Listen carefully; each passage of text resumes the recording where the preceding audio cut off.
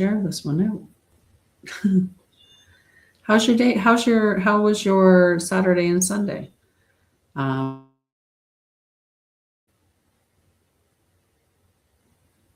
How's life going for you right now? Do you need help with something, whether it's healing or awakening? You can ask any questions that you want. Okay. I can answer quite a few different questions. Oh, I don't remember where I left off. That's funny. Where are we? Maybe. Oh, the breeze that's coming in through the through the patio door is really nice. Really nice. Okay. All right, give it a couple more.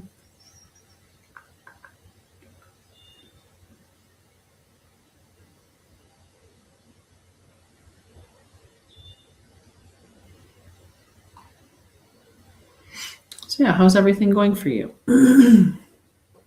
Hi, I am Michelle. How are things going? I love your channeled messages. They're right on, right in alignment with the stuff that I'm receiving as well. Good. I forgot it was Sunday. I thought it was Wednesday. I was off. Last week I took the week off. I don't actually usually take vacation, and I guess you could call it vacation because I didn't do any of my lives last week. My mom came out and surprised me. Kinda. I knew the Sunday before she was coming that she was coming, and she told me that she had an open-ended ticket, and I realized that meant that she was coming out to get her van. I had borrowed her vehicle. I've been fairly honest with how things have gone for me. I went all in on my company. I left my nursing career, and I have poured my heart and soul into my company and moved a lot, had a lot of experiences, learned a lot. But it didn't always provide the security that I needed. So I lived with my mom for a while, and I sold my car to continue surviving, and I borrowed her car to come out to Alberta. So anyway, she came out and got her car, and that was quite a shock for me, in a way. But I kept saying to myself that anything that's being taken is just giving me room for what is meant for me. That's all. It wasn't my van. My mom needed to have her van back. So here she's got it back. And now I have room for a vehicle in my driveway. And, that's you just have to be positive like that. And that's not being realistic. I definitely am realistic, and I have solutions for, my life. But anyway, I can manage without a vehicle for now. But it is definitely more ideal to have one, given that I live out in the country and am quite isolated. So, vehicle would be a good idea. But, I don't like to leave my house too often anyway. I quite prefer to stay at home. I'm sure there's many of us that are here that are watching that feel the same way. I spent so much time being around people. I was around sick people because I worked as a nurse for over 20 years. I worked a lot of different jobs in a lot of different industries because I started working when I was 14, and I was working in a way to escape my trauma, right? I was one of those people that was high functioning anxiety and depression. So I was go, do, achieve, right? Like I had to prove my worth all the time. And, so I did a lot. I've accomplished a lot. But then I burned out. I got sick, and that led to my healing journey and also more of an awakening. I shut it off for quite some time. I had quite a bit when I was a little girl, And, there were moments in my, early 20s when I was, quite open spiritually. That was when I discovered that I was Mohawk through my father. And so that led me on the path of delving into herbology and, just the indigenous way of caring for the land and reciprocity and sacred relationship and all of that. So it was really beautiful awakening for me in that way. And, but then I decided to have children really young, 2 kids before I was 20. And I got 9 years post-secondary education, because that's what I mean by driven and run, go, go, go. It took me a long time to break that. Even now, there's times when I have to remind myself that I don't have to, I'm not a product, like, it's not how much I do or how much I don't have to do that. I just have to be. But it's been a challenge. It's been a challenge to get to that point. You grow up, especially if you grow up with parents who have narcissistic traits.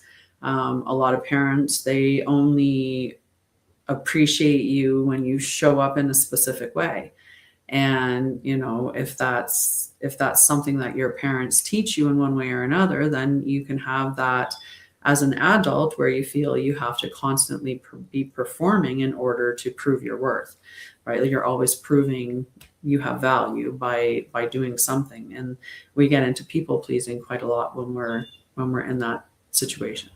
So yeah, it's been quite healing. I realized how different my relationship is with my mom, even though, I am annoyed that she did not give me a lot of notice. I feel like she should have given me more notice. And so I'm going to talk to her about that. And I was also very disappointed in the fact that she came out and left so soon.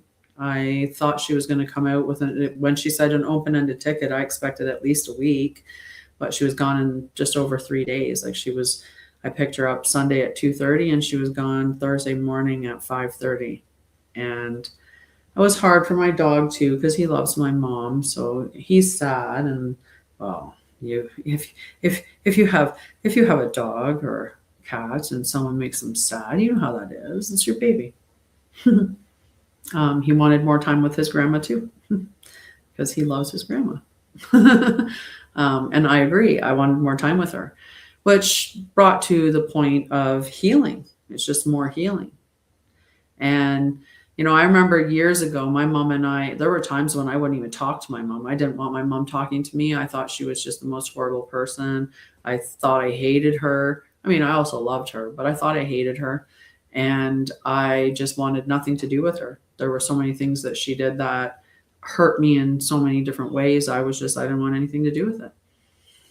And in the last few years, we've done a lot of healing. My mom's done healing, and it was nice to see that I was actually looking forward to seeing my mom, and that I was sad that she was leaving so soon, which was a far cry from not wanting her to come at all and wondering how soon she could go.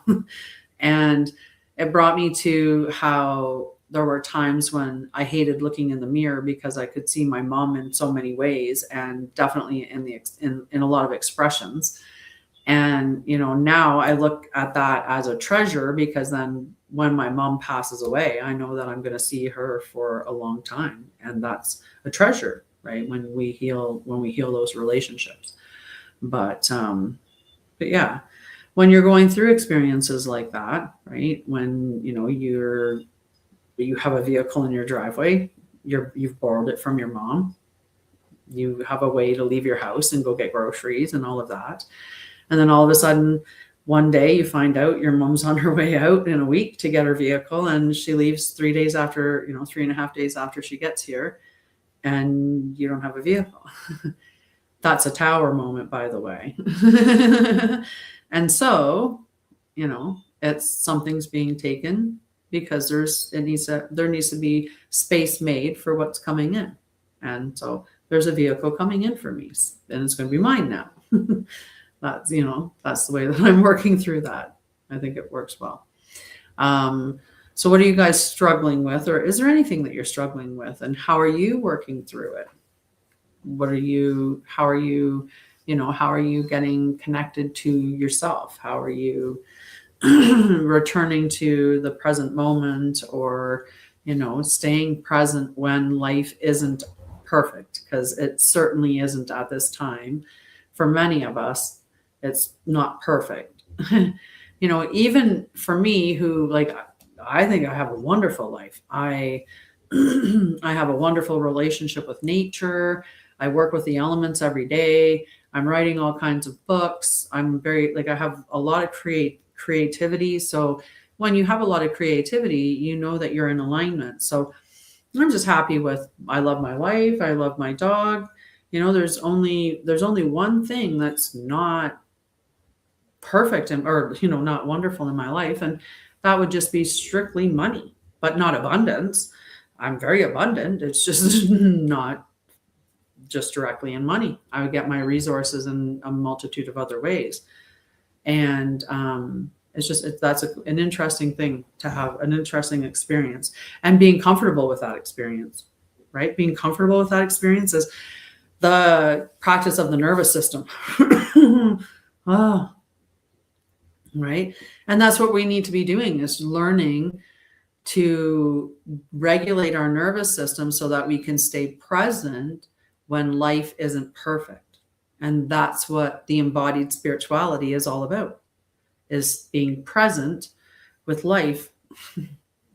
Right. And we're not meant to become so spiritual that we step away from life, we leave our humanity behind. In fact, what we're meant to do is bring our spirituality into our humanity and marry the two, which is how we essentially create heaven on earth, is by having the two of them together. And, that's also when we look at our masculine and feminine energy. When we marry those two together, that's when we become that sacred relationship within ourselves. And when we have sacred relationship with ourselves, then we can have sacred relationship with the other. And, I had a channel. I'll read my channeled message from this morning. I have to have a sip of this. Hang on. Lemon balm and hibiscus. Just yum, yum, yum. Just yum, yum, yum. Hi, guys. Thank you for the likes and thank you for the heart me. I appreciate you. So I am live on multiple channels, and I do try to give, everybody equal attention. But if you're seeing me look in a variety of ways, that's why. Clear my throat so I can read. No, just clear. Okay. So I channel messages pretty much every morning. When my mom was here, I did reduce my workload. I still did my posts in the morning, but I didn't do any lives. And I was a little more, more hanging out with my mom, spending as much time, because we were rushing around trying to get everything for her to travel across the country in her van. And so it was a lot of rushing. But every morning I sit down and I do a meditation. I connect with my spirit guides. I connect with the elements. I connect with my monad, my oversoul. I do toning. I do, I do a bunch of different things as my spiritual practices. And then after I do those, then I channel a message for the collective, and then I channel a personal message for myself. So this is the personal message that came up yesterday. And the reason why is because I was saying something about the other. And I thought this was a really good one. All right. We spend so much time looking at the other, the outside of ourselves, the other who is the reason for our troubles. The other who has what we desire, the other who we wish we had or could be, the other who is going to save us. We carry so much anger and hate for the other, people before us or who we see as above us have taught us to dislike the other, to fear them, to blame them for our plights. They also taught us that the other would save us, the other government, the other religion or savior, the other alien force, the other that you wait indefinitely for. You are the one who can save the world by saving yourself, and stop hating or blaming or waiting to be saved by the other. Each one of us has been taught the same. Hang on. Has been taught the same. But my teachers made you the enemy, and your teachers made me the enemy. They taught us to hate the other sex, the other race, the other culture, the other color, the other religion, the other team, the other side. They told us each a different savior would come. They lied, confused, and manipulated us all. And many are still convinced that what they were taught is true and accurate. You are love and loved. I am love and loved. We are the world makers. We make our world by our collective thoughts, beliefs, feelings, and actions. More of us need to wake to the reality that we have all been played to hate and wait. This is your reminder, your wake-up call. You can start right now. Put down the hate, put down the lies, learn the truth, and for the love of all creation, don't wait. Join with your brothers and sisters who are making the world a better place. Turn to love, to life, and to each other. So somatics. I'm live on my Sha'Ryah channel, and I'm live on both my YouTube. I have 2 YouTube channels that I'm live on, and my Facebook channel as well. So yeah. Hi, Steve. Mwah. Love you, sweetheart. Thank you for all the beautiful things that you always come in and share with me. I appreciate you. Right?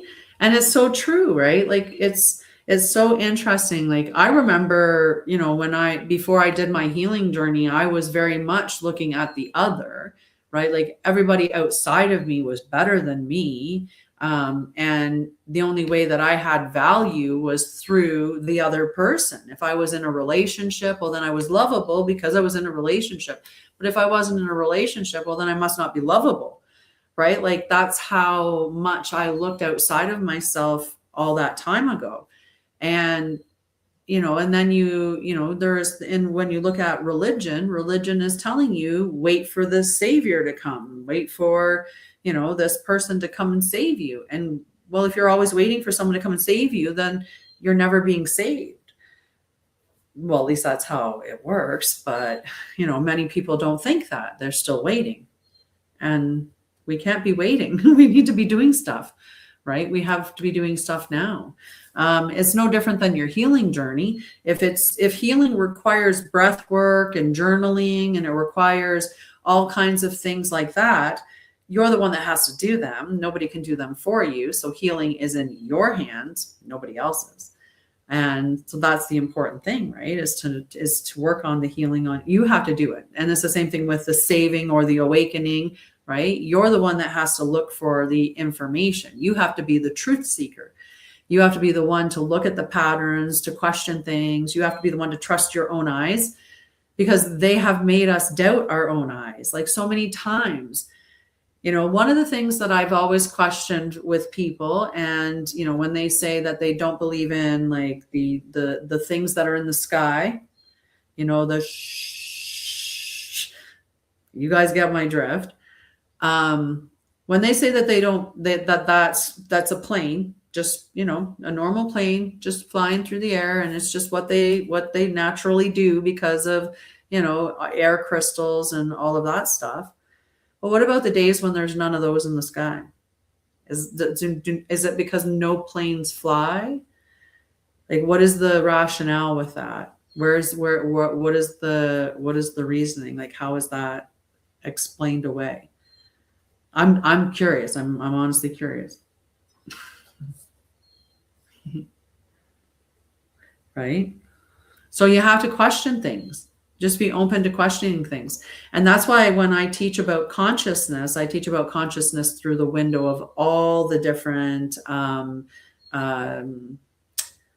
practices, I guess would be a way to say it, right? You have to look at reality through the lens of science, through the lens of psychology, through the lens of, indigenous, through the lens of metaphysics, through, there's many lenses that you can apply to consciousness to understand it, and allowing yourself to understand reality. And that's, there's so many things that I study and that I share educationally, and I share them in my membership spaces. And I have 2 different membership spaces, one for healing, one for awakening. So the one's going to be teaching you like somatic practices and breath work and journal things. And when we do our meetings, it's about triggers, it's about nervous system regulation, it's about all of that stuff. In the other group, when we are, the education is around awakening. So when we're doing stuff, we're talking about being in an embodied leadership. So, leading the wave of creating the new earth, because the way that we create that is through our nervous system regulation and our alignment with our truth, and then us walking our mission, right? So whatever your purpose is to be here, being in that purpose. And that's what the embodied leadership circle helps them doing. Yes, I was talking about that. Right. So on the days when there's none of it in the skies, perfectly blue skies, when you see them going overhead and there's nothing, how's that? How'd that happen? Like, I'm curious, how's that happen? But all the other days when it's all over why is it then? Hi, Gina. Thank you for liking the live. Thank you for hanging out with me. I appreciate you. And same with you, Michelle. I appreciate having you here. So I'm doing a bunch of different things. The content that I'm sharing on my channel right now, I've been doing a read through of the rough drafts of 2 books that I'm writing and will have published at some point. And that is Embodied Spirituality. I do that reading on the Sha'Ryah channel. And then the Elemental Fieldwork Codex, which I do that reading on the Sha'Ryah and Lorian channel. So it's interesting. So when it's hard because there's certain things that they'll like kind of flag you for, right? And I'm just trying to walk the line a little bit, because I'm sure that's probably why my numbers are lower, is because they don't, I say a lot about, I get myself in trouble with some of the things I say, but yes. So when there are days when there's none of that in the air, right? So people that think that it's just natural from the planes, when there's none in the sky, what is their rationale then? What do they think is happening? Like, why do they think that it wouldn't be every single day, all the time, always? Every plane that you see, you should see something coming from the back of it, right? And we know that, but when the ones that don't see it, I wonder, on the clear days when there's nothing in the sky, what are they telling themselves? How is that happening? Right? Because that's what I mean. Like, you have to trust your own eyes. And many people don't. They don't even question what they're seeing. They're just like, okay, that's what they told me it is. That's what it is. Hi, Leslie. How are you, honey? How are you? Right? Like, so that's what we have to question things, right? We have to look at what our eyes are seeing. Sometimes science isn't always the only truth, right? Because a lot of times science is skewed to whoever is benefiting from the results. And, that's unfortunate, right? Okay, I'm going to take a sip of this. I'm going to pull some cards. We'll talk about more things about spirituality, healing, that kind of stuff. You can ask any questions and everything. Oh yeah, no. We have to do it little by little anyway. We have to put the services or the systems in place to replace the ones that are distorted or inverted or truly evil. Like, we have to create those new systems so that society doesn't completely crash when everything changes, right? So that's what we have to do now. We have 4 years.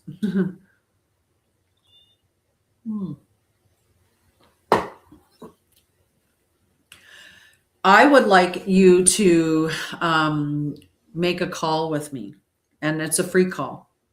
It's available on the website. So if you go to my website, at the very top, it has about questions. And if you go there, then I can talk to you one-on-one and you can explain more about it.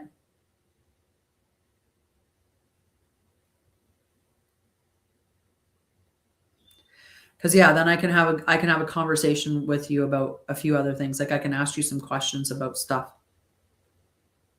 If you're comfortable with that.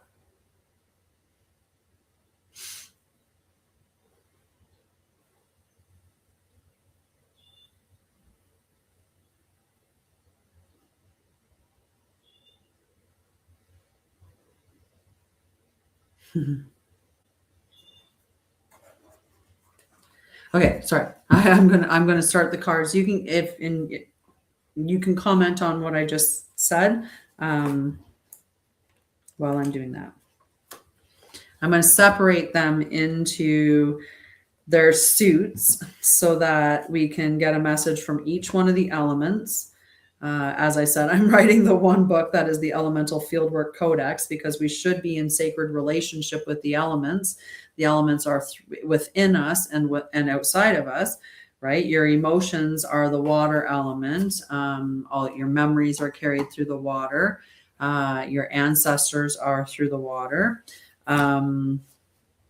There is there. Okay. Let's start with Earth. Your body, the bone, the muscle, the tendons, the ligaments, your teeth, your structure, your home, like all of that is the earth element.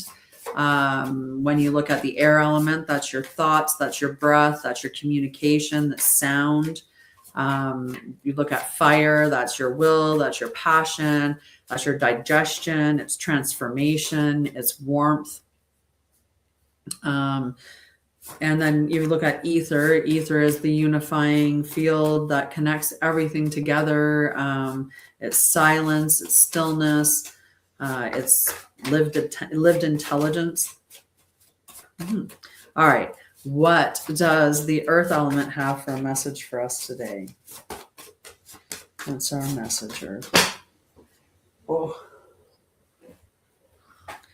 Well, we're going to take... They gave us 3 cards, but we're not taking all 3. Hi, Caper Genie. How are you? I might read that one too. There's a 7 and the 8. I went to pick the 7 up because it was the first card on the pile. That was 3 of them that were sitting there. And when I grabbed the 7, the 8 popped out. So I might have to read the 8 after all. We'll see. We'll see. All right, let's see. What does water have for us for a message today? How are you doing, Jeannie?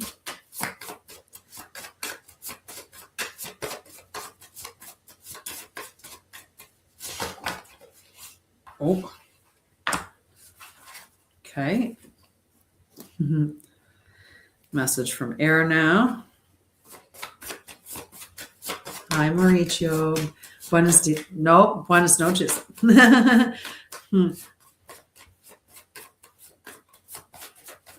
All right. What does air have for a message for us?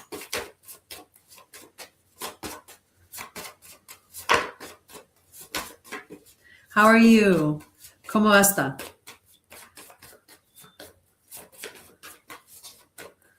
I keep telling myself that I'm just gonna wake up one day and remember how to speak Spanish. I'm just gonna wake up and just be fluent in it. That's what's gonna happen. Whoop. Okay. 8 of air.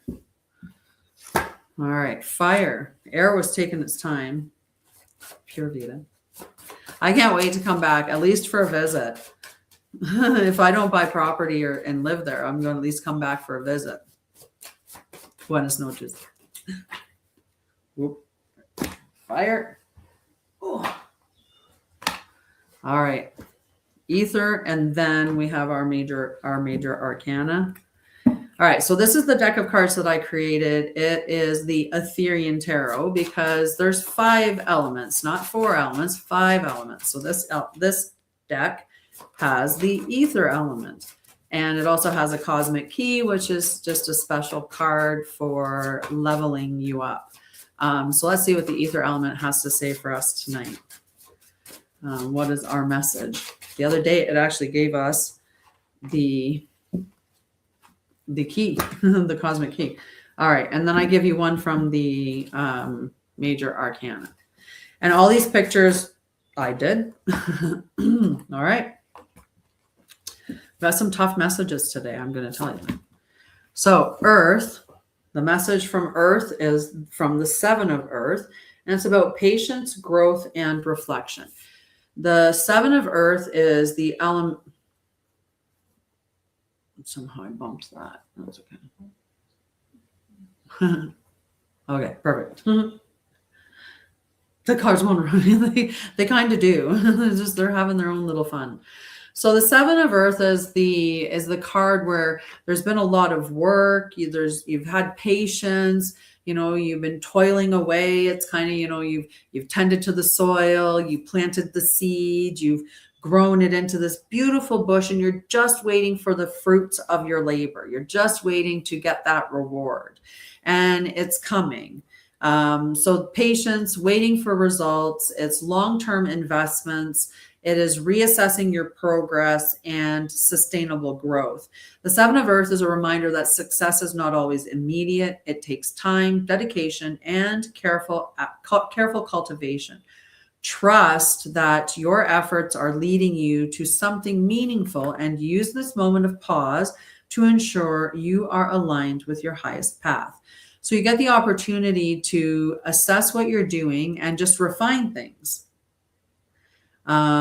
Right. You have that opportunity to refine what you're working on. Maybe something needs to be tweaked just a little bit.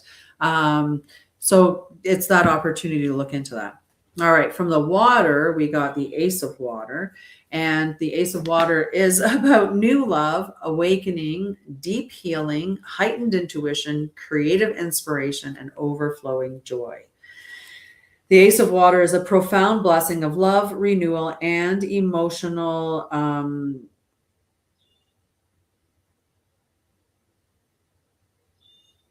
can't read that.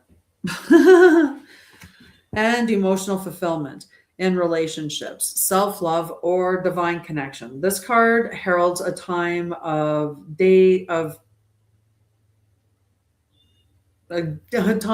emotional fulfillment and intuitive awakening.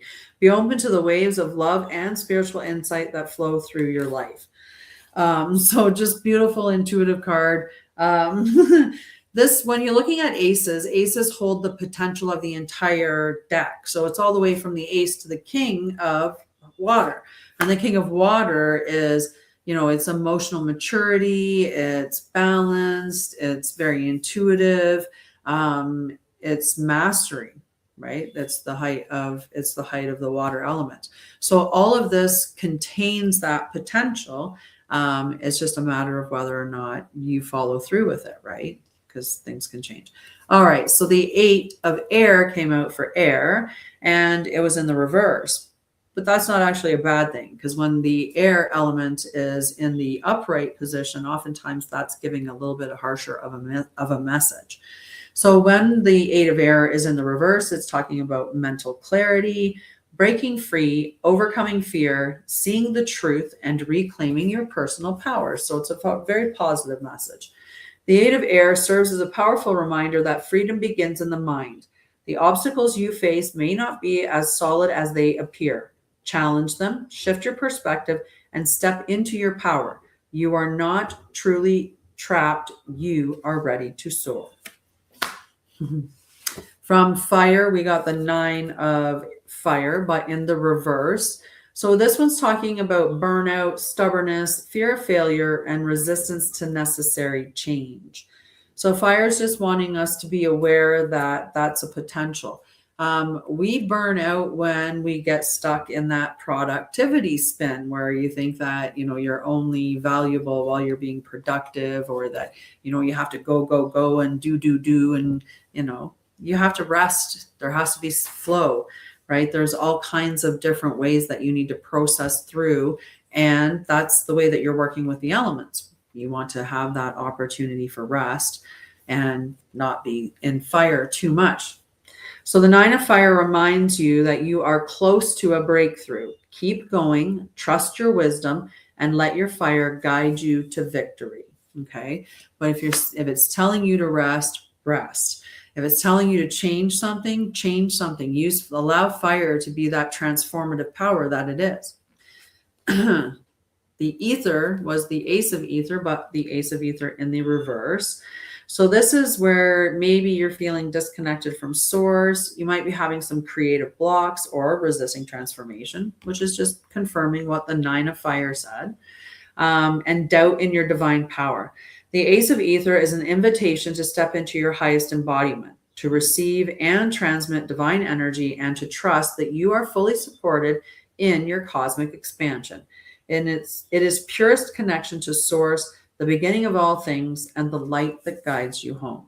So it's a call to remember to connect to the elements, and specifically the ether element, that unifying force, and reminding yourself that when we're talking about source and we're talking about creation, we are talking about the unifying field of consciousness.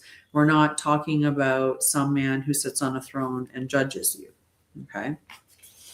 Major Arcana gave us the Justice card, which is the card for Libra, but it gave it to us in the reverse. So the message is that there is injustice, dishonesty, imbalance, lack of accountability, ignoring truth, karmic consequences unfolding. Justice reminds you that truth is a force that cannot be escaped. Align with honesty, act with wisdom, and trust that what is meant to be will always find a way. The universe is watching, ensuring balance is always restored. So it's just a message. Like, I think a lot of us feel very much like, there's a lot of injustice going on in the world, and we feel like there's a lot of imbalances, and there's a very big imbalance in the world right there. There's a lot of distortion going on. There's a lot of lies that are being experienced right now. A lot of chaos. Some of the chaos isn't even real. It's just manufactured for fear, for, energy, for looshing, for all of these things. So, we have to remember that all hope is not lost, that at the end of the day, balance is restored, and that ultimately we win. Okay. So all the messages are there that we do. Not just from me, but from other members, Lee Harris and the Z's, other people that channel like that, same thing. We win in the end. And so that's that. All right. I want to pull a couple, or at least one card from the 44 Keys of the Way. And then we'll talk about things about spirituality or healing. Whoa. That one jumped up and fell back in.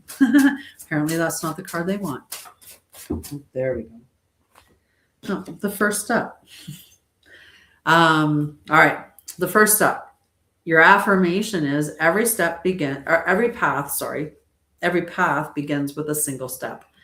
Remembrance. Progress is built from small, consistent actions. Waiting for certainty delays movement. Action clarifies what thinking cannot. The next step is enough. Practice. Choose one 5-minute action, complete it now, and record what changed. So it's taking that step in the direction of your dreams, even just one small step, just taking one 5-minute action in the direction of something that you want to do. Maybe you want to write a book, so go start writing for 5 minutes and give yourself that opportunity. Whatever it is, right? Give yourself that 5 minutes and then see how you feel afterwards. Mm-hmm. I've been reading, like I said, a bunch of my books on the lives lately. Like I said, the Embodied Spirituality, and also, my keyboard's being funky. Stop. I have my document open with all of my planetary changes. Like at the end of, when it's getting closer to the end of the year, I go through the Live Sky app through each of the planets, and I track when it transitions into a different sign. And I have just a little notepad document that has them all sketched out. And my keyboard, sometimes the C or the V or whatever, it gets stuck down. So I was doing that, running across the screen, writing C's into it. But I got it. I mean, if it would let me delete. Okay, there we go. Oh, okay. Okay. I think it's good. I think we're good. Okay. Whew. It's not ruined. It's not ruined at all. It's perfectly fine. It's fixed. I fixed it. So how did you feel about the cards? Did they resonate with you? Did some of the messages make sense in what you're experiencing? It did for me, some of them for sure. I was really actually happy that I took last week off and I didn't do any of the lives, because that's something that's typically a real challenge for me, is to not show up and do a live, right? But I didn't mind not doing it at all. I was quite happy that I had the opportunity to just spend the time with my mom. And because she didn't have a lot of time, it was a good thing that I did. A really good thing that I spent that time with her. I'm looking for something here. Okay. Did you want to hear the channeled message from today? It was a little bit different than the one from yesterday, although I do love that others one. Today was all about remembering being a child. Was that those opportunities, right? The opportunity to see the world with wonder and curiosity and awe. That was what the message was that came out today. You know, you think about how, like, I remember when I was a kid, I thought I believed in fairies and magic, and you know, we moved all over. In British Columbia, they have beautiful forests in BC, giant trees, and you have to believe in magic when you see a sequoia. Like they're just magic, right? And same thing, like in Costa Rica, they have some beautiful trees. Beautiful trees there too. I mean, all over the world, you can find magical things in nature that are just, you know, awe. So yeah, finding awe in nature. But many people don't even see it like that. They just see it like dirt. It's dirty and it's bugs and it's icky. It's yuck, right? But it's just, oh my gosh, Costa Rica, oh, it's so beautiful.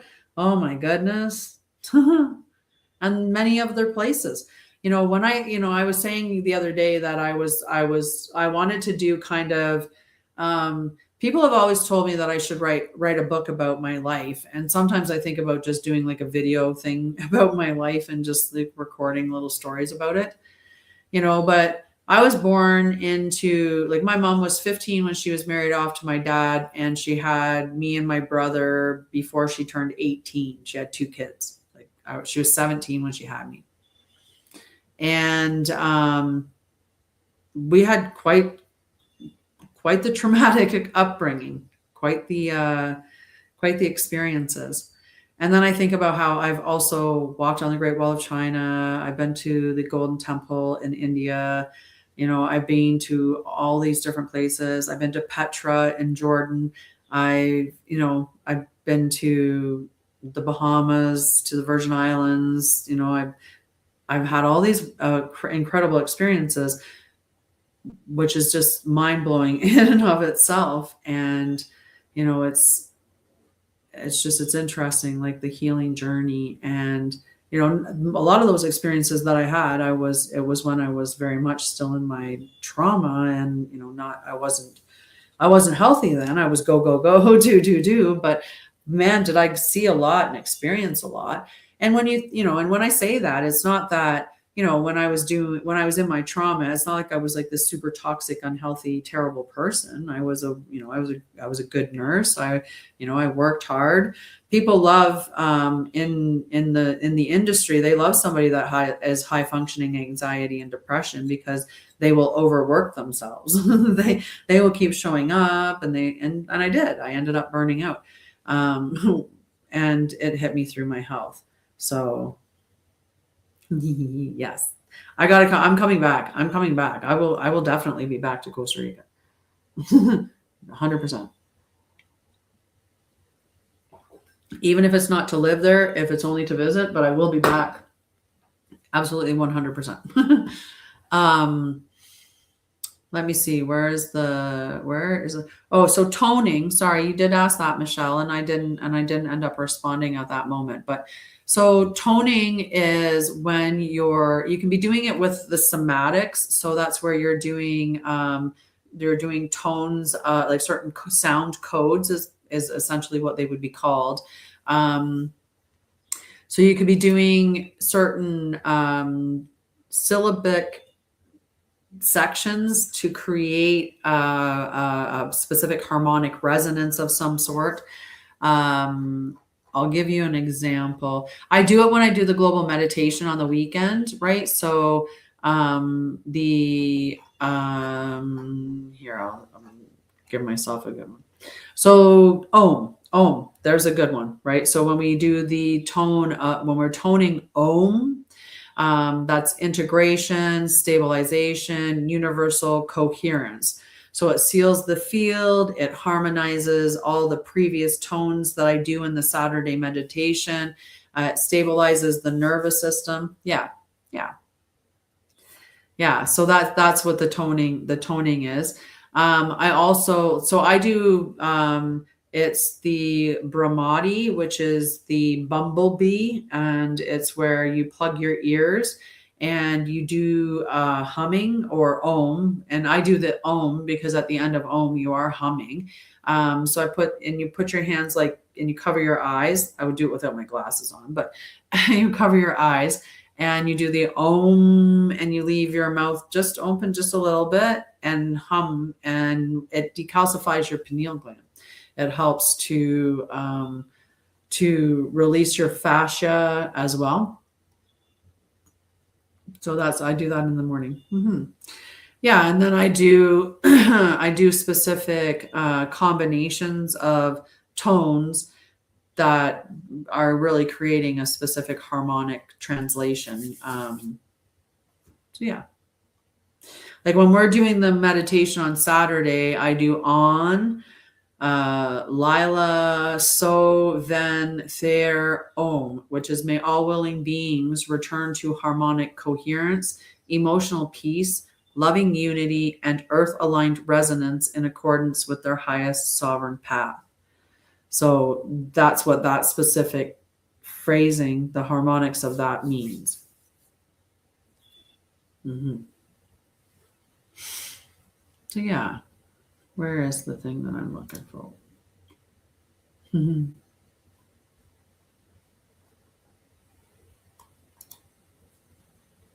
You're welcome. You're welcome. Yeah. So I'm trying to think about like some upcoming education that I want to do. I'm going to be posting what I'm going to be doing within the membership spaces for the month of July, which is going to be kind of quick towards the end of the month, but that's because my mom came to visit and I took a week off. So it just kind of shortened the time when I can put those sessions, but that's okay. We'll get it going. One of the things that I wanted to do, so my other company is a nonprofit. So I have Hugs for Homeless. And what I do is collect donations to build backpacks, which are hugs. And they're filled with essentials that make life for those living on the streets a little bit easier. So, they get warm socks, they get mittens, and they get a beanie or a hat or a toque, whichever country you're in, what you call it. a blanket, a water bottle, a bunch of hygiene supplies, things like that, that can really, really make their lives more bearable. So one of the things that I've thought about doing is when these are the cards that I did where, I painted all of these pictures with watercolors. So I'm thinking about, I have a bunch of other watercolor paintings and stuff like that. I'm thinking about offering those prints that you could purchase the print off the website, like off my website, and all the proceeds would go as a donation to Hugs for Homeless. And you get to put a message of hope in for every donation that you make to Hugs for Homeless. You get to put a message of hope in, and that message of hope gets put in the backpack, and it also gets put on the wall. We're going to have a message of hope page. So we'll put them up on the web page so that people can go and look at the page and read all of the messages of hope that have been written for people who are impacted by being unhoused. So yeah. That's one of the messages I have. Mm-hmm. Okay. Where am I on this one? Mm-hmm. So yeah, I also am doing 1 minute of peace. I'm going to do that every week. And when I do that session, I think I'm going to do it on the Wednesday. And it's just an opportunity. I was going to do it through the Hugs channel, but I might do it through my channel and then just share it to the Hugs channel that way. But, I just think that there's a lot going on, and many of us are living, with a lot of stressors, or, there's the issue with the chaos that's going around and disengaging from that. So if I can put out, a little 1 minute session every week, that can kind of help people just, come back to center and just balance themselves. That'll be nice. Mm-hmm. So in the and Sha'Ryah, which is the Pathway of Ascension and School of Light. The School of Light, I want to help people. When I went to university for nursing, I got taught critical thinking, and that was something that I think that everybody should learn, right? And I also my acronyms that they've given me that go after my name that would put me on the spectrum. And, I'm okay with, I'm just who I am, right? And you're who you are. And we all know that, those pattern recognition and stuff like that, that's actually gifts that we have. And we're the change makers. We're the, we're the ones that are meant to do some pretty fancy things. And some of us are quite sensitive, and, whether that's we have heightened nervous system, or, our spidey senses. That's what I call mine. I call my spidey senses, because why not? But, what I want, or what I think within the School of Light, is that I want to teach you how to think, not what to think. Does that make sense? Like, in the sense of, there's some key factors that I'm writing into the school, and one of them is the 7 ways of knowing. So 1 is observation. What do I directly perceive? 2 is reason. What conclusions logically follow? The 3rd is evidence. What has been tested and repeatedly supported? And then experience. What have I personally lived and learned? And then relationship. What does nature, community, and reciprocity reveal? And then intuition, what emerges through deep pattern recognition and inner knowing while remaining open to examination. And then number 7 is contemplation, what becomes apparent through sustained attention, silence, reflection, and inquiry. And with that, you can determine for yourself what is true for you through all of those different things. And it's like I said, looking at it from science, from metaphysics, from all of it, and what is consciousness? What is it? Right? So yeah, we'll talk about all of that stuff. So one of the things that we need to do, what is truth, right? So, and there's perhaps no question greater than that, and it's not because it's easy to answer. Every decision we make depends on it. What is the truth, right? Every single scientific discovery begins with a search for truth. Every philosophy seeks truth. Every spiritual tradition claims in one way or another to point toward truth. Every child has questions because they are trying to discover what is true. Every human life is shaped by what it accepts as true. Yet very few people ever stop to ask a surprising question. What do we actually mean when we use the word truth? The word appears everywhere: political truth, scientific truth, religious truth, personal truth, historical truth, objective truth, subjective truth, and each points towards something different. If we don't distinguish between them, conversation quickly becomes confusing. For the purpose of what I want to teach is to begin with a simple observation. Reality exists independently of our opinions about it. Whether or not we understand gravity, objects fall. Whether or not we understand photosynthesis, plants continue to transform sunlight into chemical energy. Whether or not we understand consciousness, we continue to have experiences. Reality is not obligated to conform to our beliefs. Thank you. Right? And this realization is deeply, deeply liberating. It means truth is not created by popularity. History is filled with ideas once accepted by nearly everyone that were later revised. For centuries, diseases were explained through theories that are no longer accepted. As methods improved, understanding became more accurate. Right? Thank you. Likewise, history contains examples of observations that were initially dismissed, yet later supported as evidence accumulated. Truth did not change, human understanding changed. And sometimes it's the things that we use to test stuff, right? If you don't have equipment that can test in the spectrum of whatever it is that you're seeking to understand, then it doesn't exist. That doesn't mean it's not true. It just means that you don't have the ability to prove it yet. But as things refine and technology grows, or understanding, or knowledge expands, then we end up with tools that are more able to just determine different frequencies, or more finite things.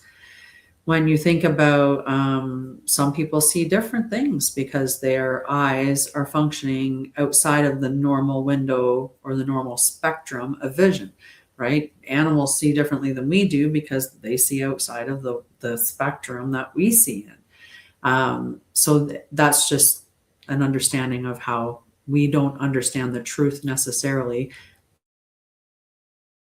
because it may not be able to detect it. And so we need to be looking at it from different aspects and being open to the fact that it can continue to change as we refine our practices, our approach, our tools, and the diagnostics that we're using. So imagine standing before an immense mountain hidden beneath morning mist. At first, only a single ridge is visible. As the sun rises, more of the mountain appears. The mountain has not grown. The mist has simply lifted. Knowledge often develops in the same way. This perspective often encourages humility. If our understanding can become clearer, then every conclusion should remain open to refinement. That's not weakness, it is intellectual honesty. Science understands this well. The strength of science is not that it never changes. Its strength is its willingness to change when compelling evidence requires it.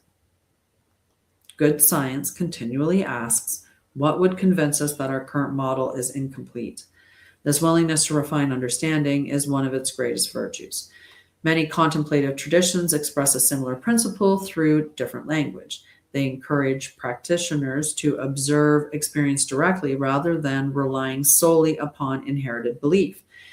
They want you to believe your own eyes, trust your own intuition, rely on your discernment, right? That's what they're encouraging with that. That's with that direct observation or lived experience. And philosophy contributes another dimension by asking, how do we know what we think we know? And that these questions reveal something profound. Truth and certainty are not the same thing. A person may feel absolutely certain and still be mistaken. And I leave myself open to that all the time, right? I am very, what I believe, what I know, I'm very strong in my belief of that. But I'm also willing to say my knowledge changed. That doesn't change my belief from before. My knowing was my knowing until the information or my experience or my awareness expanded within that area. So one of the greatest gifts that we can cultivate, though, is the ability to say, I do not know yet. I have great idea of what I think it is, but I'm not 100% sure, because until you experience, how do you know?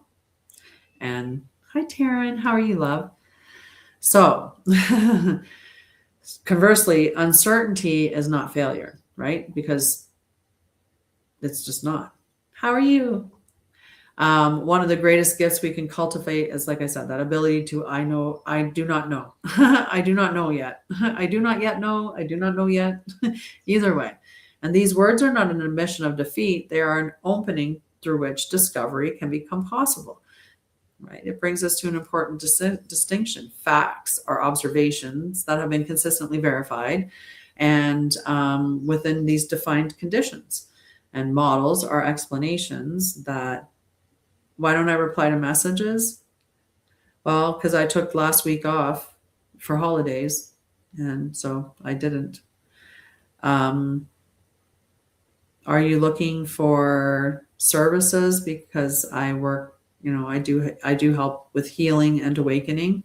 I do tarot readings and other readings, nervous system and trauma support sessions. I teach courses and classes and write books.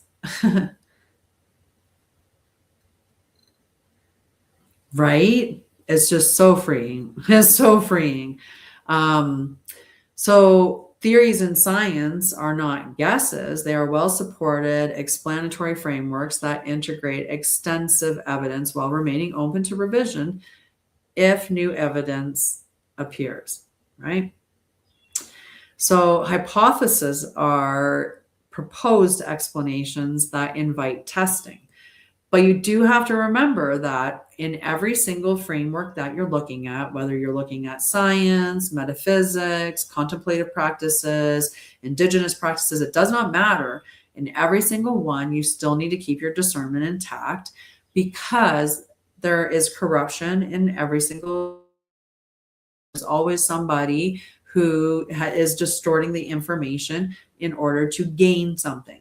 That doesn't mean that the whole thing gets thrown out. It's just, you have to be aware of that, right? There's lots of scientific studies that have been doctored to support whoever it is that is running the study, so that they can make money off of whatever it is that they're selling. So we have to be aware of that, right? And, unfortunately, corruption exists. And you just have to be listening to your intuition, right? Believe your own eyes sometimes, because we certainly have stopped doing that. So beliefs are ideas that we accept as true, whether it's because of evidence, experience, trust, culture, intuition, or tradition. And I have said for years to question your beliefs. Where did I get this belief? Who taught me it? Where did they learn it? Why do I think that it's true? And what would happen if it wasn't? What would that do for me? And maybe if you believed that it wasn't true, it would actually help you, right? It would actually benefit you in some great way. Think if you had a belief that you were a loser. I've probably thought that once or twice in my life. So if you have that belief, what do you think your experience in life is going to be? Do you think that you're going to be? You think that? How do you think your confidence is going to be? Right? Like that's a belief system that's inherently going to harm you and your life. So address those beliefs. Why do I have them? Oh, why do I have that? Because I have trauma. Why did I have that? Because people said mean things to me when I was growing up. They, like I had bullies in my life. So it's understandable, but that's not the truth, right? What would happen if I didn't believe that? Well, I think my life would be a lot more healthy, right? I would love myself more and treat myself better if I didn't think of myself in that way. So I need a drink.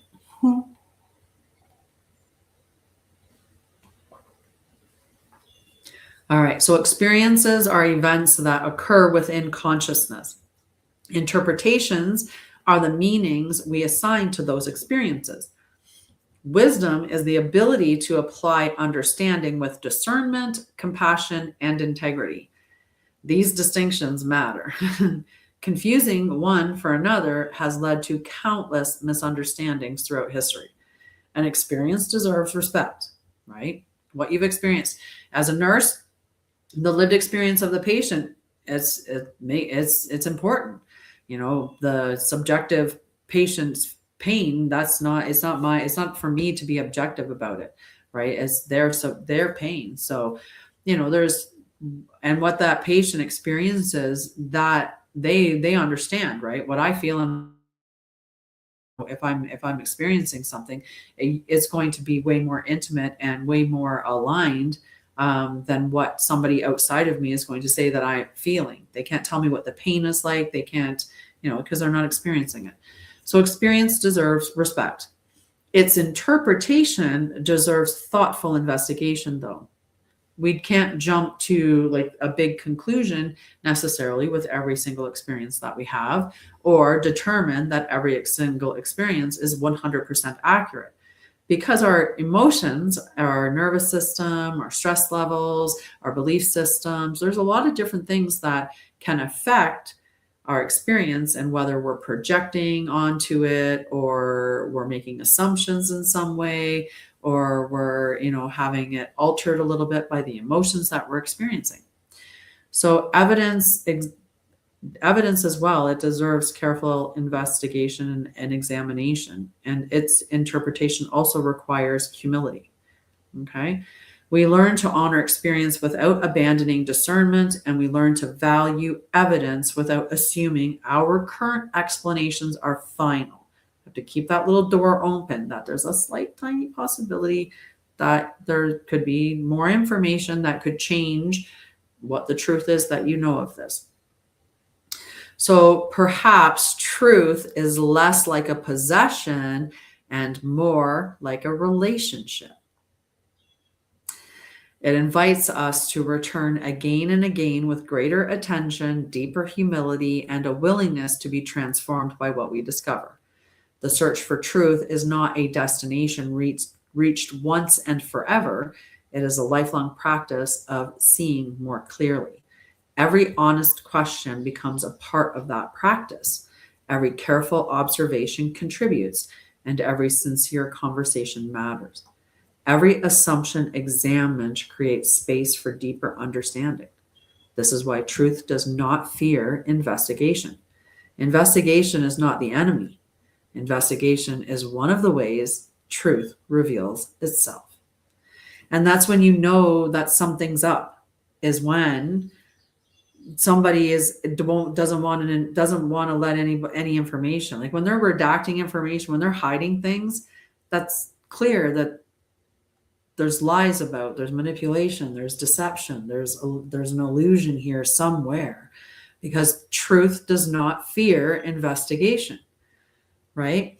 If you had you got audited for your taxes, right? If you've done your taxes and you haven't done anything wrong, you're not going to be in fear of that, because did all my taxes. I've been up to date. Everything's fine. I've got all my receipts. It's, whatever. I got an account, whatever it is, right? And using that as an example. If you're not cheating on your partner, you don't fear an investigation, right? I mean, you probably wouldn't even be warranting an investigation because you'd be exuding trust into the field, right? Your energy. So yeah. So how do you know? How do you know? We've got our 7 ways of knowing, right? Our observation. Everything begins with observation. Okay? Before there's theories, before there are beliefs, before there are explanations, there is observation. A newborn observes light. A seed observes moisture. A wolf observes the wind. An elder observes the seasons. A scientist observes the patterns. A healer observes changes in the body. Observation is the first language of intelligence. It asks nothing more than this: what is actually here? Not what do I expect to see, not what have I been told to see, not what I hope is true, simply what is present. So observation requires one quality above all others, and that is presence. Without presence, we do not observe, we project. And much of what human beings call observation is actually recognition, right? We notice what our minds already expect. And it's true. We fill in the blank. We're really good at that. We're really good at making the pattern work or making it fit for us, right? That's why it's really dangerous when you make assumptions, let's say in conversations, right? Because if you have, let's say we go back to that, you had what I had, where you had trauma, and so you thought of yourself as a loser, and so you have that distortion in there. Then when you're having a bad conversation with somebody, like there's some disagreement going on, you're going to likely assume that that person's thinking negative things about you, or saying negative things about you, or is feeling worse about you than what they were, because that type of a thought pattern creates low self-esteem.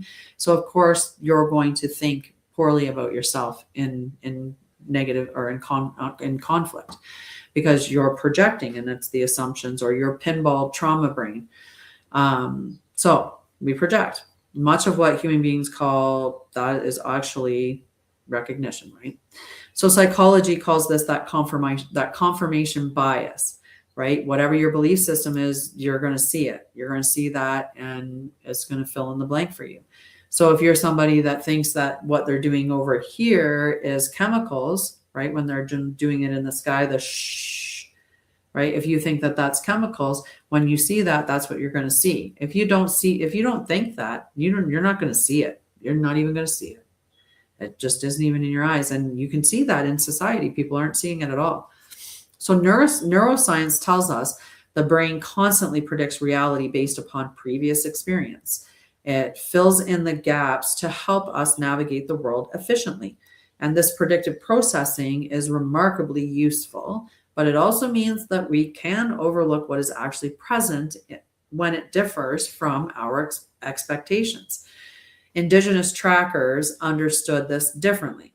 A skilled tracker doesn't simply look.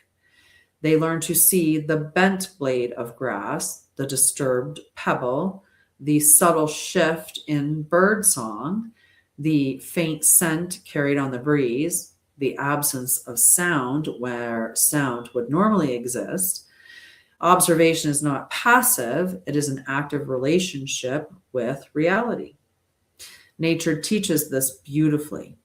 Spend an hour sitting quietly beside a pond. At first, you notice only the obvious, the water, the trees, perhaps a duck. Remain another hour. You begin to notice insects skimming the surface, the changing direction of wind, the dragonfly returning to the same reed, ripples that reveal fish beneath the surface, clouds reflecting upon the water. Remain still long enough and the pond begins revealing itself. This may be one of the greatest lessons that nature offers. is not because it changed, but your capacity to observe deepens the longer that you remain in that space. So reality often reveals itself in proportion to the quality of our attention. And this principle appears throughout science as well. The invention of the microscope did not create the invention of the microscope did not create microorganisms. It expanded our ability to observe them. And the telescope did not create galaxies. It expanded our perception. Every instrument humanity has invented is, in essence, an extension of observation. And the same is true inwardly. Meditation does not create thoughts. Breath work does not create emotion. It often reveals what was already present. Journaling does not create patterns. It just helps us recognize them.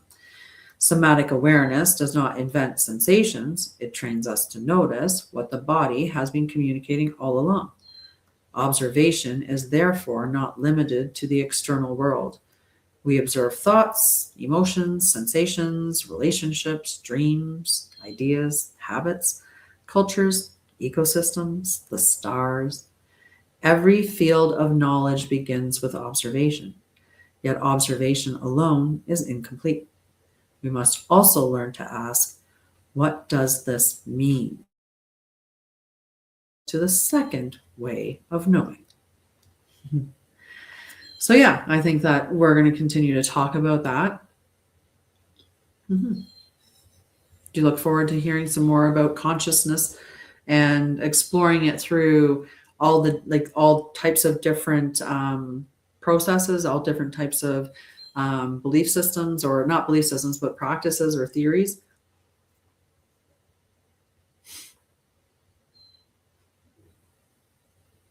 Thank you for following me, Sasha.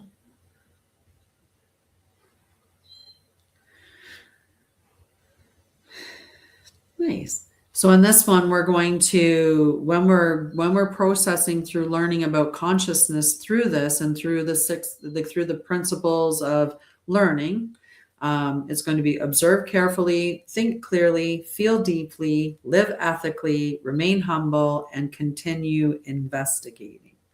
That's what the School of Light aims to teach. So yeah. All right, let me do I got to pull out all my information for the energy of the week so we can just see what we're going to be dealing with. I do know that we have a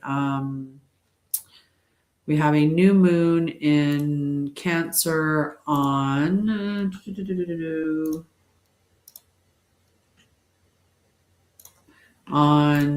July 14th.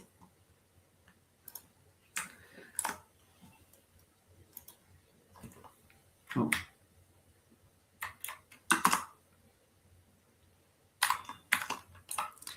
Give me a second to put it all on one page so I can have it together instead of having to grab each one of them. All right, so we have the sun is currently in Gemini. It went into Gemini on the 21st of June, so on solstice. And this is according to True Sidereal, so the living sky, and it also includes the 13 signs, and technically it's 12 zodiac signs and one gate. Ophiuchus is a gate, not a sign, the same as the other signs. It is the gate between Scorpio and Sagittarius. Okay, so we have the sun in Gemini. We have the moon currently in Gemini as well. It's moving into Cancer on the 14th, which is when we have the new moon. And let's see, where's Mercury? June. Mercury is also in Gemini. So we have a stellium in Gemini. It just means that there's a lot of communication, a lot of learning. I should put down that what they are.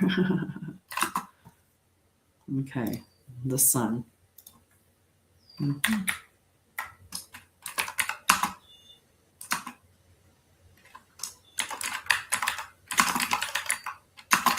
There. Okay, where are we now? Venus is in Leo. Nope. Yeah. Sorry. Venus is in Leo. And da, da, da.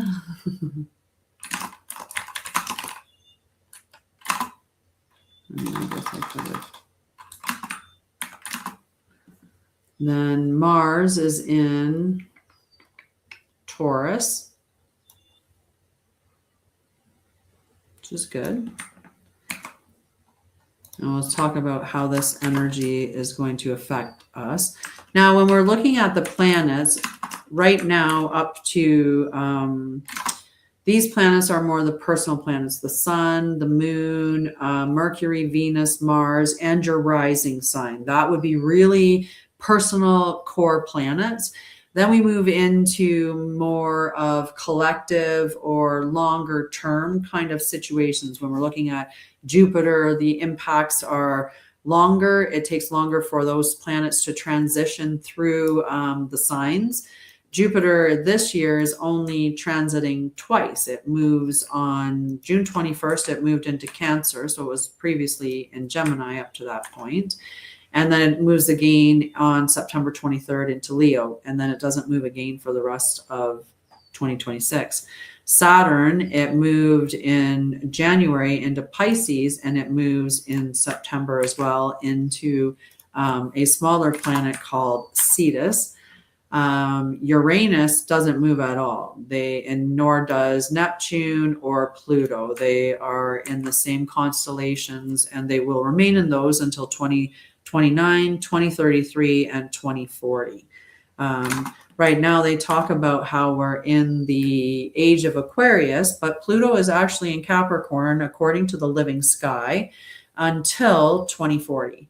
But Capricorn is the one that wants integrity, and Capricorn is the one that wants to look at the things that we are, the structures that we have, and whether or not they have integrity and they are meant to be legacy level things. Capricorn wants to prepare for the next generation and is about, integrity, structure. It's kind of that dad energy or the divine masculine energy.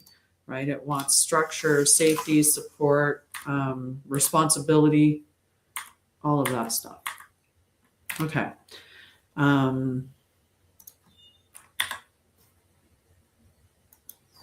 There.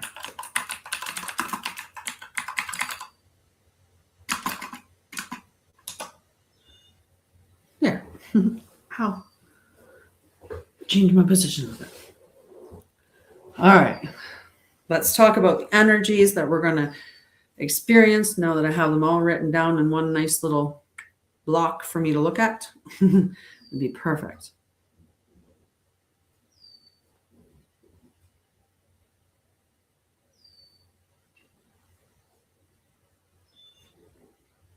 Yes. Okay. All right. So we are focusing on Gemini. And when we're looking at Gemini, this is when we are gathering information. We have curiosity, it's communication, learning, and seeing multiple perspectives. And that is with our sun, that is with our moon, and that is with Mercury. So those being in Gemini, and Mercury is communication, and also the home of Gemini. So it's right at home right now. When we get to the 14th, we have the new moon in Cancer. And this is where we're returning home to ourselves. This is emotional renewal and and nourishment. It's also planting intentions that support your inner life. Because Cancer is about the inner world. It's the mom energy. So that real nurturing feminine energy, caring for yourself. It can be setting intentions within the home. It can be setting intentions within your temple of light. Either way. So like I said, Mercury is in Gemini, which is its home planet. And this is heightened communication, creativity, generosity, and allowing yourself to be seen. So beautiful energy as well. Thank you for following me. We have Venus in Leo. Leo's passionate. Leo is flirtatious. Leo is also authentic, right? It's that sun energy. This is True Sidereal or the Living Sky. If you went to theskylive.com, you could verify everything that I'm talking about the transitions that are occurring. I work with the living sky as it is because I think that that's more in alignment with the truth. I think dealing with the sky frozen 2,000 years ago and working with tropical seems a little bit outdated. I wasn't born 2,000 years ago, but that's my perspective. So we have Venus in Leo. So this is about expressing your heart authentically, creativity, generosity, and allowing yourself to be seen. We also have Mars in Taurus, which is steady, deliberate action. There's less urgency. There is more endurance, and you're looking at building what lasts. Then we have Jupiter in Cancer. This is growth through emotional wisdom, family, community, and creating environments where people can truly flourish. And then we have Saturn and Neptune, both in Pisces, which is bringing spiritual insight into lived reality. And this is moving beyond that inspiration into embodiment. There's been a large focus in the community on embodiment. I'm trying to get people to realize we're bringing spirituality to earth. We're not trying to jump out of our body and become spirits again. That's not the point of the incarnating into the earth. It's to bring our spirits to heaven. Happy birthday, Dixon.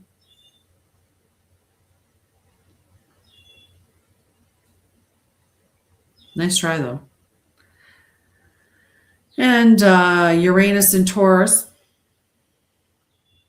continuing to redefine stability, values, and our relationship with the material world. And then we have Pluto in Capricorn, which is the ongoing transformation of systems, leadership, responsibility, and the structures we build our lives upon. And so this is a week where the mind gathers possibilities, the heart chooses what belongs, and the body builds what will last. Gemini asks us to explore. Cancer asks us to feel. Leo asks us to express. Taurus asks us to embody. And Pisces reminds us to live with compassion and spiritual integrity. There's so many mosquitoes in Alberta right now because of all the rain that we've gotten. It's disgusting. I love summer. I love being outside in nature. I have so many things like that I want to forage and harvest, and I just don't even want to be out there with all the mosquitoes. It's just disgusting. Disgusting. Mm-hmm. Yeah. So what do you think about the energies that we're going to experience for the week? Think it's going to be a good week? I do. Let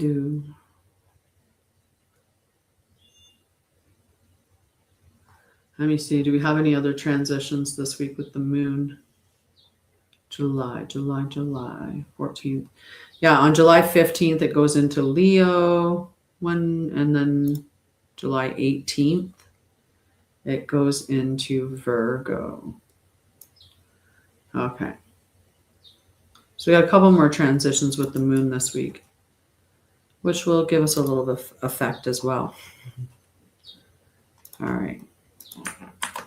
Do that. Do that. I see what I did.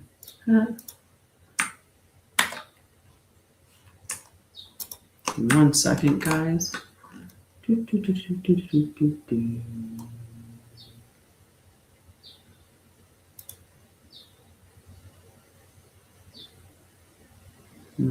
Okay.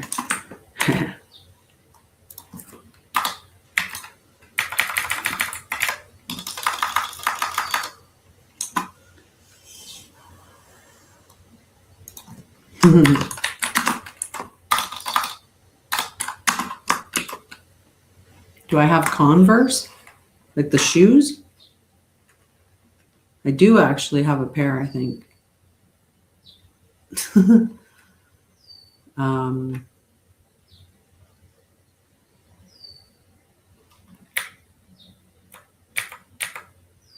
White.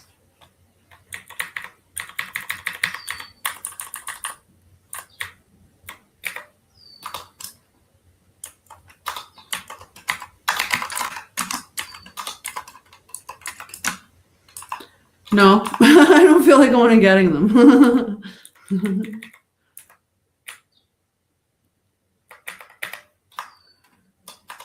I made a typo in my document, so I had to fix it, guys. I'm sorry. There.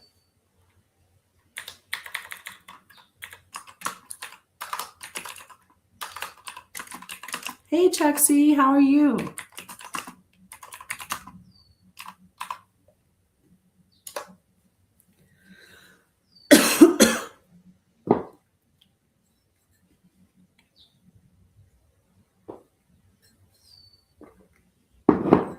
All right, I corrected my list. It's correct now. I'm going to look at the other two with the moon moving through. How are you doing? How's Paco?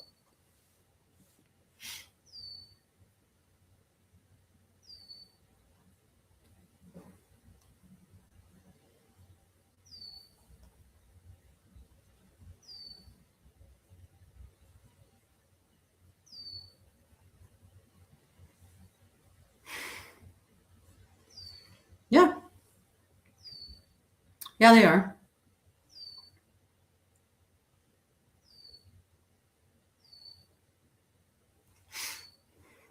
They are. You got to take care of your stuff, right? You got to take care of it. No, I just when the patio doors open, I have a bird feeder outside. I live out in the country and I have a lot of wildlife around me. It's really nice.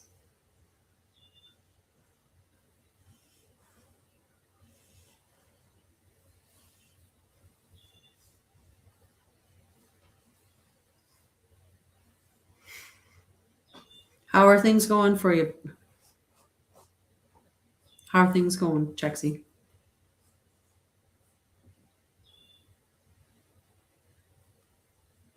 My day's going good.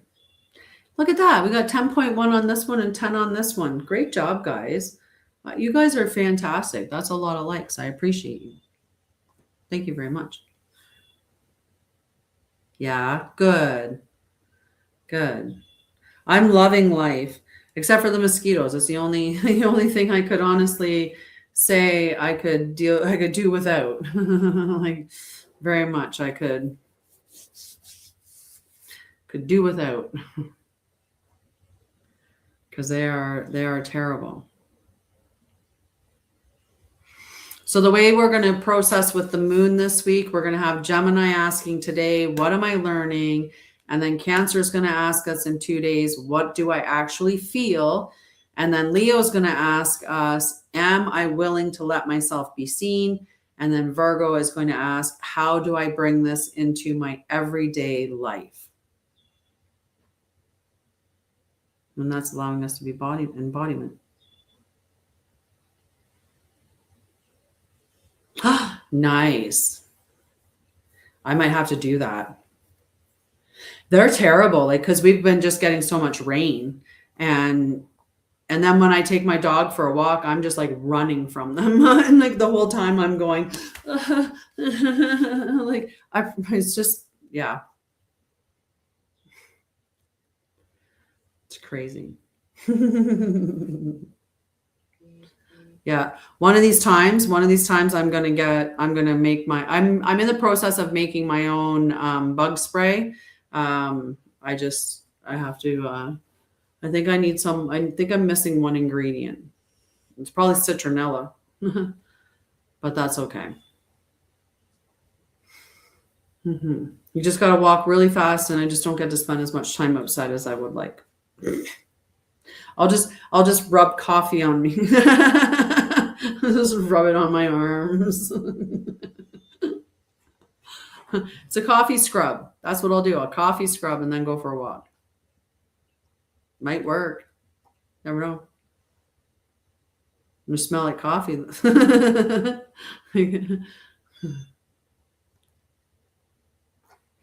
Yeah.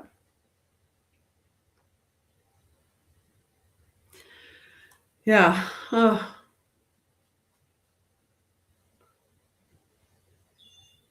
Yeah, just walk around with a cup of coffee grinds. I might. I might have to try that, right? It might be what I need. Maybe that's why I get bit more, because I don't actually drink coffee anymore. Maybe.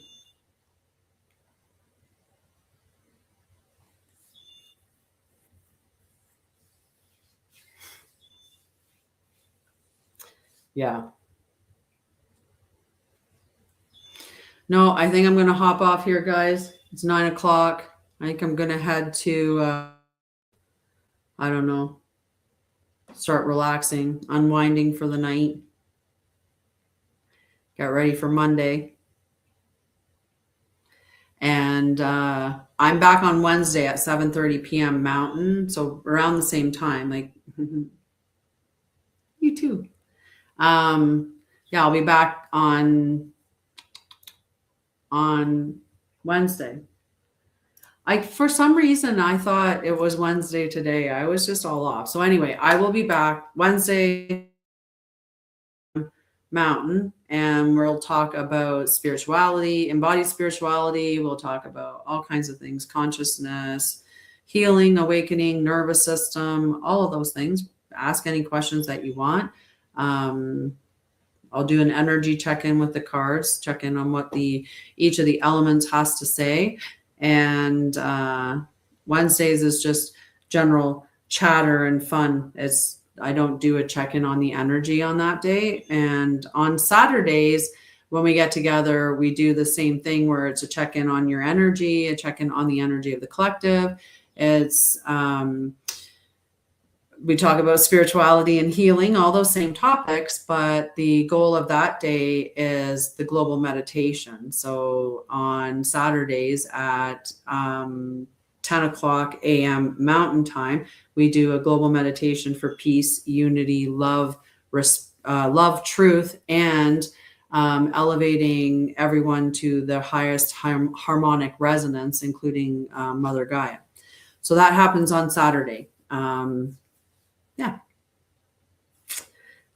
This Saturday, I have to make sure it'll be at 10, but I'll have to do it a fairly quick one, because I have a play that I'm going to as a matinee. So we'll just I'll have to be on time with my stuff on Saturday for sure. All right. Go check out my content, or go check out the website. If you have any questions about how I can support you in your healing or awakening journey, just go sign up for a free clarity call available at my website. And if you're looking to donate a nonprofit, you can check out hugsforhomeless.com, which is my nonprofit helping the homeless in Alberta. We take donations and make backpacks that are called Hugs, and we distribute them out into the community to ease the burden of being unhoused.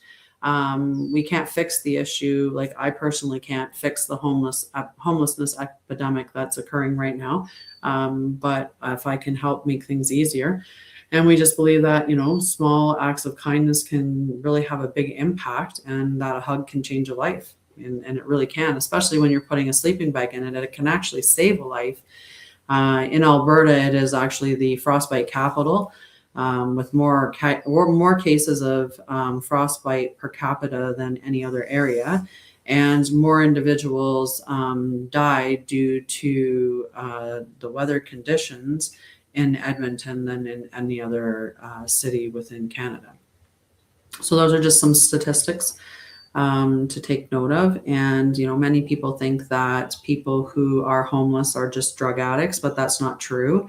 They make up about 25% of the population. And in long-term homelessness, that number is more like 28%, but that's still not the majority. The majority of people are actually people kind of like me, right? I talked earlier on about how, I jumped off my ledge and took a risk on my company, and I left my nursing career, and my company did not provide the financial stability that I had hoped. And I struggled, and but I wasn't willing to give it up because I believed so much in what I was doing and helping people overcome their trauma, and, to regulate their nervous system, and to teach people, how to think, or to, like, in the sense of the truth about reality, and, to question things. But it didn't go as well as, it had. And I was somebody that would have been homeless if I didn't have the ability for my mom to take me in.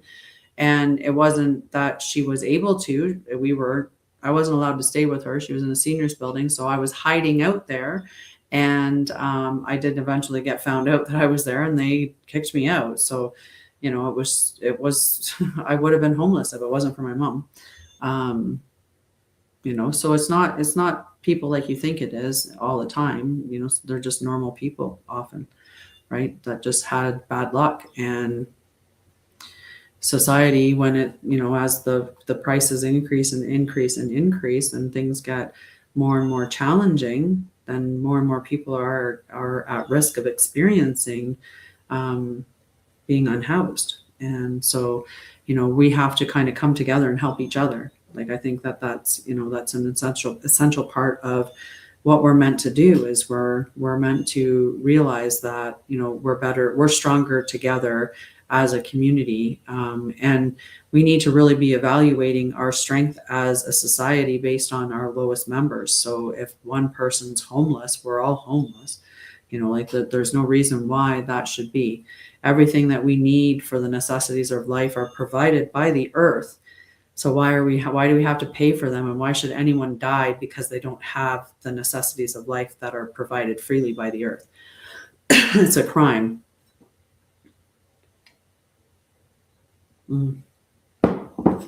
But on that note, I am going to run off because my throat's starting to get a really good tickle in it, and I'm out of drink. So I'm going to go and get something to wet my whistle before I end up in a coughing fit. I love you guys. I'll be back on Wednesday at 7:30 Mountain. We'll talk more about all of this stuff. I love you guys.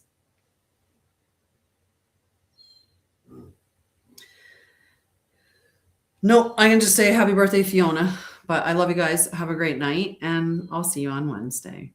Thank you so much for hanging out with me.